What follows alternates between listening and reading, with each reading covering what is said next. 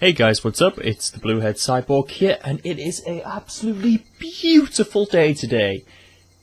Lovely and... okay, I won't say warm because it's still February, but it's sunny at least, which is good. And I thought, what better game to play on a beautiful, bright, sunny day than something incredibly horrible and depressing like Higurashi. So here I am. So... let's start. Now, like I've said before, I have no idea what Higurashi is about, basically. All my experience of Higurashi is seeing full arrows, abridged one shot of an OVA of it. That's it. I have no idea. But I have chapters 1 and 2, so first one here, Onikakushi, I think is how you say it. And then Watanagashi. So, opening. Welcome to the world of Higurashi when they cry. The Onikakushi arc will be the opening, inviting you into this world. Don't play tough. Please just enjoy life in Hinamizawa to the fullest. The difficulty is extremely high, but I hope you will enjoy the reward. Well, you know, hopefully this will interest me. Creepy laughter, okay. Please do not lament. I will forgive you even if the world will not forgive you. Please do not lament. I will forgive you even if you will not forgive the world. So please tell me, what will it take for you to forgive me? Okay. Ah. Work of fiction. Yeah. AD 1983, the early summer of the 50th year of the Showa era. That sounded like blood splatter. If I was going to be ripped apart anyways, having my body ripped apart would have been far better. I trusted her. No, I still trust her. Even in this very moment, I trust her. But I'm starting to realize I only wanted to trust her because I refused to accept the truth. It was as if I was trying to convince myself with such a silly, sobbing voice. And those tears making a mess of my face. That mechanical, repetitious sound finally stilled, and everything fell silent. Whoa. Only the cry of the cicadas remained, annoyingly loud, and yet I felt as if I could still hear her voice. But that's not possible. She is no longer speaking. Ooh. The only one crying is me. She never cried. Even when she repeated those words over and over, she never expressed any emotion, because there were none to show. If she had no tears to shed for me, then I shouldn't need to shed any for her. Deep. Then why? This pain. My eyes getting moist. Why was this happening? I still wanted to believe I hadn't been split apart. That's enough, right? Inside me, an inner voice whispered gently. My spirit had suffered enough. And countless times I'd wavered over whether I should just throw the battered thing away. Except I've stubbornly refused to do that, haven't I? I'd feel better if I just threw it away. Even knowing that, I chose to believe, didn't I? Only I can understand that painful struggle and appreciate it. Hey, me? I've tried more than enough. I'll acknowledge that much. So, isn't it alright to just take the easy way out? Oh my god, is this guy thinking about suicide? Besides, I'm not throwing it away. I'm leaving it behind. With her. Like flowers by a grave. Oh, Jesus Christ, this is dark. Now then. Calm your nerves. Even though you can't feel your right arm, just lift it up. And with every swing, forget a little more. That kindness made me happy. That adorable smile brought me joy. I liked petting your head. I loved how demure you were. Because this will be the last time. Am I killing someone? Because when I swing this down, I'll forget. This is my first and last bouquet for you. Am I killing somebody right now? Like, what? Perhaps I really did love you. What is going on? Ah! Well then. Ch.1 farewell. Somebody's been apologising for a while now. I wonder what she's apologising for. It felt wrong to eavesdrop, so I tried to ignore it. It had been a while since I last went to the city, and only returned to attend the funeral of a relative. Even though I lived there until last month, I found the bustle of the city to be overwhelming. The skyscrapers and the multi-lane roads. The melodious cacophony of the crosswalk. Even the campaign speeches blaring in front of the station felt nostalgic. The place where I live now isn't nearly as lively. There's only the chirping of locusts and the babbling of brooks. And the cry of the Higurashi, the evening cicadas. Ah, so that's where Higurashi is. The loop is breaking up so much, it's actually quite off-putting. They could have looped it a bit better, couldn't they? Rather than making me feel lonely, that quietness had begun to instill a sense of serenity. There is nothing where I'm living now. I don't just mean there aren't any burger joints, there aren't even vending machines. No music stalls, no restaurants, and no arcades. No! Not no arcades! Anything but no arcades! Even an ice cream parlour would be unlikely. In the nearest town there's some stuff like that, but it's an hour away by bike. But come to think of it, it wasn't really a big deal. There were music stores and arcades and ice cream parlours, but it wasn't like I ever hung out at any of them. I had lived in the city for 10 years and never once been to an ice cream parlour. I should have gone at least once. You should have. It's only now that I'm starting to regret that a little. Somebody is still apologising. Who is she apologising to? She's apologised so much, so just forgive her already. There's no reason anyone should ever need to apologise so much. I started to feel a bit annoyed at whoever was refusing to forgive her. No matter how bad the mistake, there's nothing that can't be forgiven. Well, there's no such thing as an irreparable mistake. You just need to be more careful next time. She's still apologising, even now. Then, has she really done something that can't be fixed? She's a murderer! I have no idea what she's done, but if it can't be fixed, then that's all the more reason to forgive her. No matter how much she apologises, nothing will change. But even so, she keeps apologising in such a heartbreaking voice. Hey, you, the one she's apologising to. Why don't you just go ahead and forgive her? She's apologising in such a pathetic voice. Keiichi, we're almost there. Wake up. I was finally roused from my nap by my father's prodding.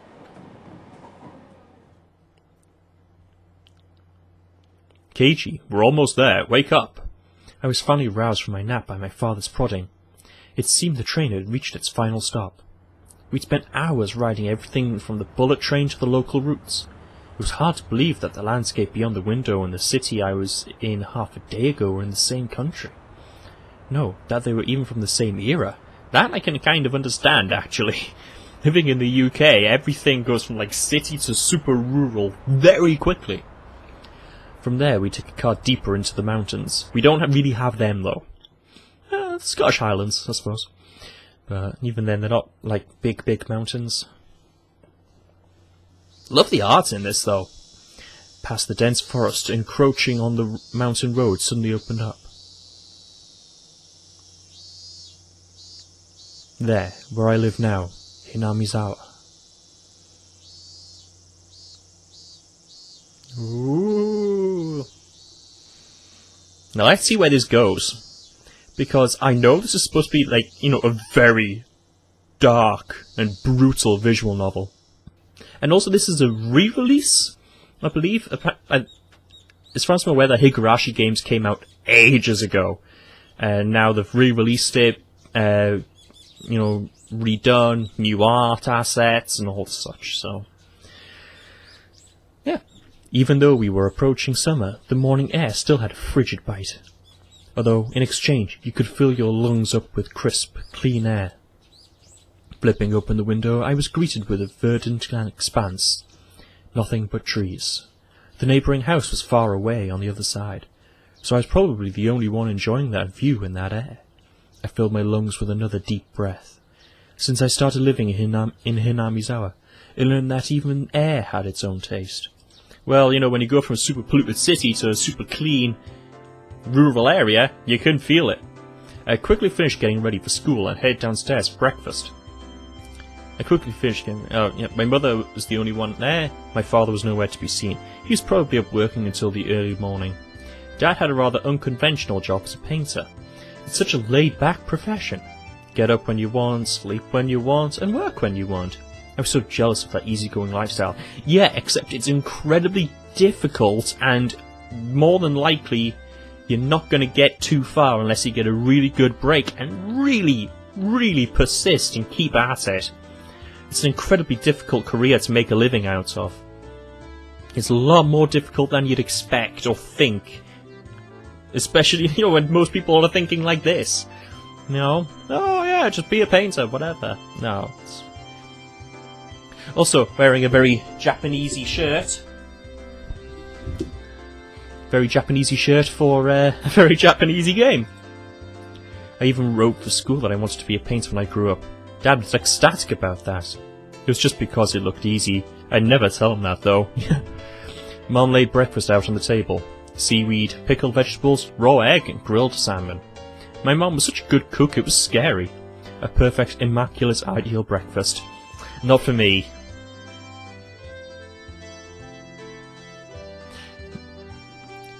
Sorry, just someone's walked past there. Unlike my dad, who didn't even know the meaning of the word schedule, my mum never squandered any time or effort. She hummed a little tune as she brought over the miso soup. Seemed like she was in a good mood today. I'm so happy you've been waking up early since we moved here, Keiichi. If I don't wake up early... I'm so happy. No, I don't have time to eat breakfast. I thought I was being cute, responding with a wisecrack to being praised for being good. Full bowl of rice? Will half be enough? Pile it on. First I savoured the steaming hot rice with the seaweed. After that I covered it with the egg. Between bites of rice I enjoyed the crunch of pickles. Not bad at all. Excellent, as usual. Watching me clean my plate, Mom gave me a warm smile. I'm so happy you haven't skipped breakfast ever since we moved here, Keiichi. Breakfast is the most important meal of the day, don't skip it. I was not a morning person when we lived in the city. I slept right until the last minute before school and rarely ate breakfast. Boycotting the breakfast Mom made me each morning, that was probably the only way I could protest being forced to attend cram school. I guess that was what you'd call my rebellious phase. I wouldn't so much as look at the breakfast she woke up early every day to make. If I could go back in time, I'd slap myself. Mindful of the time, Mom rushed me along with a wide grin. Is it about time to be up with Reina-chan? Hurry, hurry! Is it Reina or Rena? I don't know. Obviously, her son was going to school with a girl. Ooh, a girl! Ooh. Rena is one of my classmates. She really loves looking after people, coming to meet me every day without fail. The way I looked at it, a guy my age wanting to school with a girl was just lame. But, well, keeping a classmate waiting for me every day wouldn't be very considerate. Dude. The girl wants to see you like every morning and walk to school with you. Jump on that, you know, because not a lot of guys have that. And this is the point where you would walk the fine line between she's interested in you, and that could be potential girlfriend, or you are unbelievably friend-zoned, and yeah. Walk the fine line. Seriously though, how long does Rena wait there for me every morning? Taking one last gulp of miso soup, I raced for the door. Please thank... Should I call her Rena or Reina? Rena. Any chance for pickles? Come to think of it, those pickles weren't store-bought, were they? If I'd known that, I would have savoured them a bit more. Morning!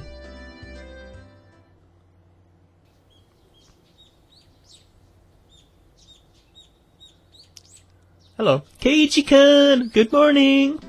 Her cheerful green was as fresh as the morning itself. "You're always so early. You should try sleeping in sometime." "Well, sleep in, I'll keep you waiting." "She's so conscientious and such a good person." "If that ever happens, I'll just leave you behind." "Kichi-kun, you're so cold. I wait for you all the time." "I'll leave you in the dust. I'm a dick." Without looking back. "Why are you so mean? Why?" Rina had a slightly troubled look on her face. Toying with her was rather fun because of how quickly her mood changed. "I'm kidding. I'd wait for you." Those words, Rina seemed to relax. Her face flushed bright red. Thank you." "I'd wait forever until you came, Rina. No matter how long." Forever?" Rina turned bright red, steam rising from her head as her brain short-circuited. "Well then." She's especially weak to this sort of talk. Maybe he's not as dense as I originally thought then. It's quite rare to find someone this fun to tease. Have you ever read a romance novel, Rina? Huh?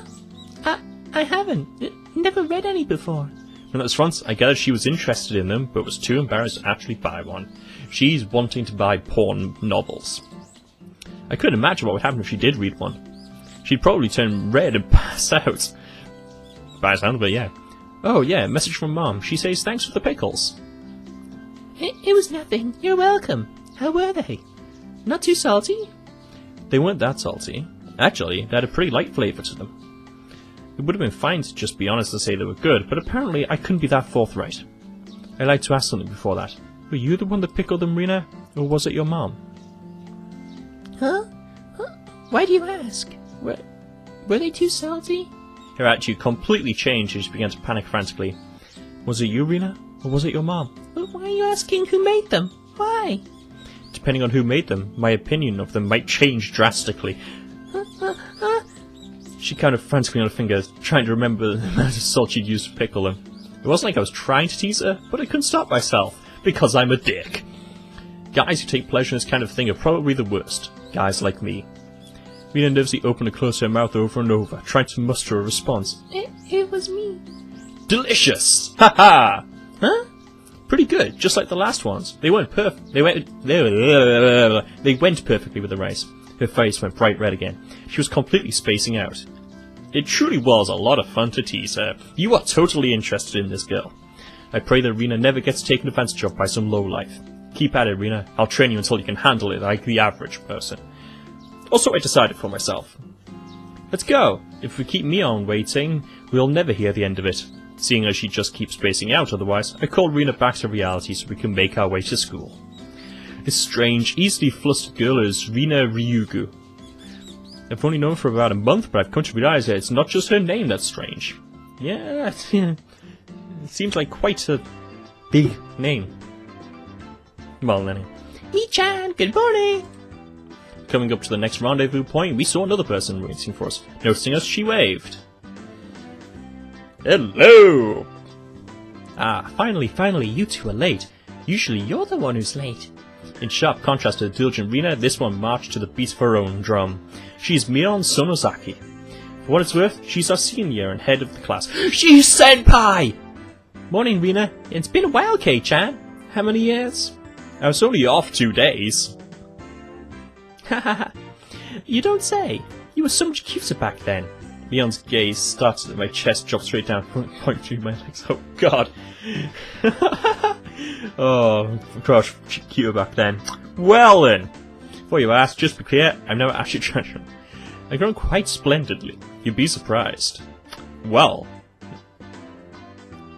Not only is bigger, he has a little mustache now. Being so engorged with energy every morning is quite the problem, though. Oop. I'll introduce you next time, so be sure to greet him properly.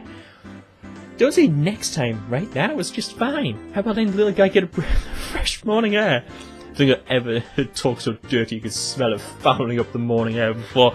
Whoa! Well then, that took a turn. Is Rina just like stood there like bursting into flame with embarrassment or something? I shouldn't act like an old man sometimes. Gotcha. Time for the big reveal. Hope you don't regret it.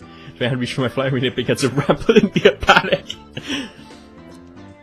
Banta! Hey, what are you talking about? What are you talking about? She doesn't Yeah, she does. She doesn't want people to know, but she does. How was it? Seeing the city again. Mion switched gears, dropping the dirty talk, switching the topic to something more befitting a pleasant morning. I only went for a funeral, didn't have much time. So yeah, did you look for it? That thing I asked for? You're not listening at all. I just came back from a funeral. I didn't have time to look around in toy stores. Toy stores and hobby shops are completely different, you know. It's really difficult to get Western stuff around here after all. Is this about games again, Mii-chan? Mion nodded proudly as Rina giggled. Yep, I wanted K-chan to bring me back a Westport catalogue, you see.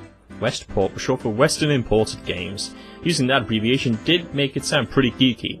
You can just get them to send you one in the mail, can't you? Well, I guess I have to now. I'm gonna get another game full of hot action. This time, I'd like a game that's easy to understand. Mion is a boarding card game enthusiast, and I hear she's collected quite a lot of different ones. According to Rina, Mion's room has kind of become a museum for domestic and foreign games. There's a game you think I'd understand? Let me play too. Of course. If K-chan's up for it, I should warn you though, we're pretty tough. Just what I want. I play all sorts of games. I don't intend to lose. Whoa. Then we'll let you in the group this time, I guess. Bristling with joy from head to toe, Rina looked back and forth between me and Mion. Mion gave an affirmative wink, and her expression perked up even further. I thought boys prefer playing outside more, so I figured you wouldn't want to. Rina laughed happily. From such a friendly conversation, you wouldn't think I had moved here less than a month ago. I understood that they did all they could to make a transfer student like me feel at home. I'll have to try harder to fit in, so they won't feel like they have to try and make me feel welcome.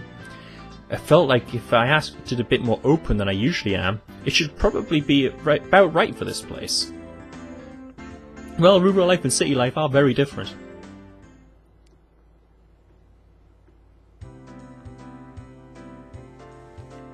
Right, well, we've just got to the school, so I think this is probably a good point to leave off for the first episode.